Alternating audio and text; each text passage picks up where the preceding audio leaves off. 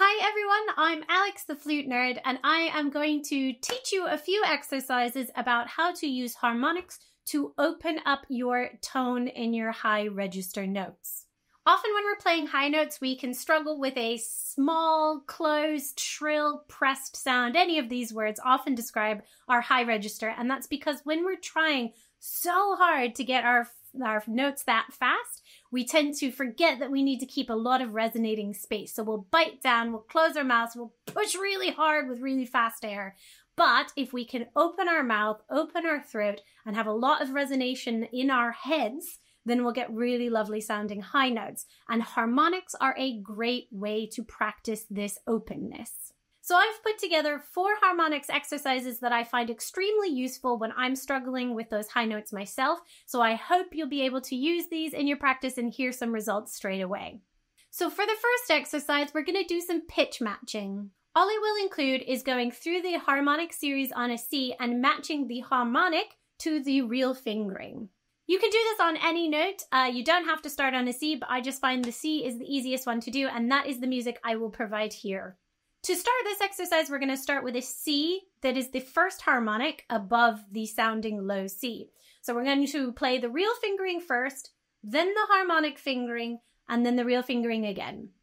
Now the key here is to make sure that when you get to the harmonic, you really open everything inside your mouth. You want to feel like you've got a mouth full of, well, what my teacher used to say was chocolate soda. I'm not entirely sure what chocolate soda is, but I liked the image, so we're going to stick with that. So just imagine you've got a mouth full, or you can also think about trying to begin yawning and lifting the soft palate, because when we yawn, we stretch kind of the back of our mouth, we lift the soft palate, and we give a lot of space in the back of the throat. So that's kind of what we're going for here. It should feel like a workout.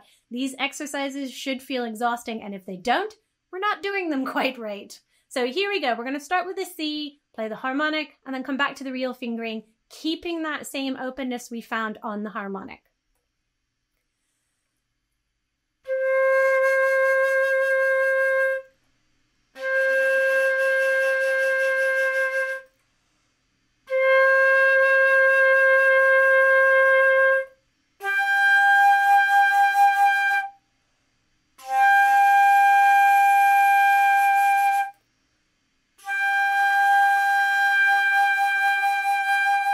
As we get higher in the series, that openness in the back of the mouth and throat is more important, so really make sure that you focus on that.